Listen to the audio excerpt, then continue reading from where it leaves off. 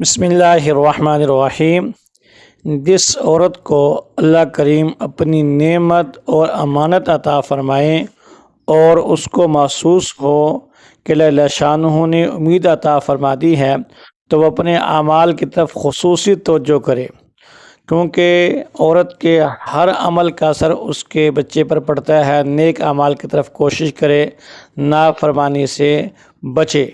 ایسے نہ ہو کہ وہ نافرمانی کریں جس کا اثر بچے پہ پڑے اور ساری زندگی بچے پہ اس کے بد اثرات محسوس ہوتے رہیں۔ جب اللہ شانہ ان کو امید عطا فرما دیں تو اس کو ہر روز 41 مرتبہ یا قدوسو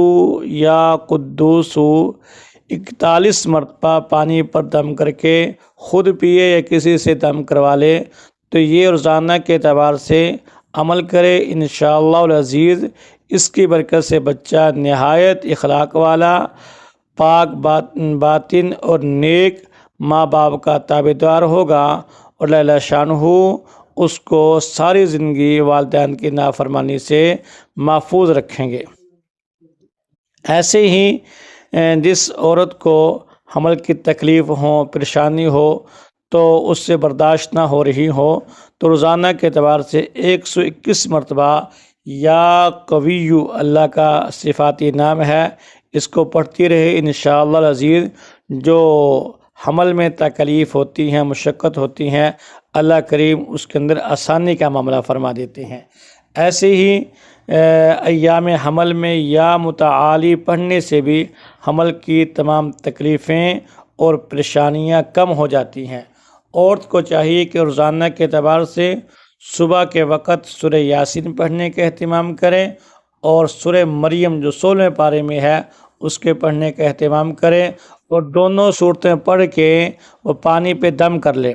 اس میں یاد رہے کہ سورہ مریم میں سجدہ تلاوت بھی ہے، اس کو بھی ادا کرنا چاہیے، عورتوں کو پتہ نہیں ہوتا اور وہ سجدہ تلاوت ادا نہیں کرتی، تو یہ دونوں صورتیں پانی پہ دم کرے اور شام تک وقتاً فوقتاً وقفے سے اس پانی کو پیے۔ اس کی برکت سے بھی اللہ شانہ بچے پر بہتر اثرات مرتب فرماتے ہیں، اس کی گروتھ اچھی ہوتی ہے۔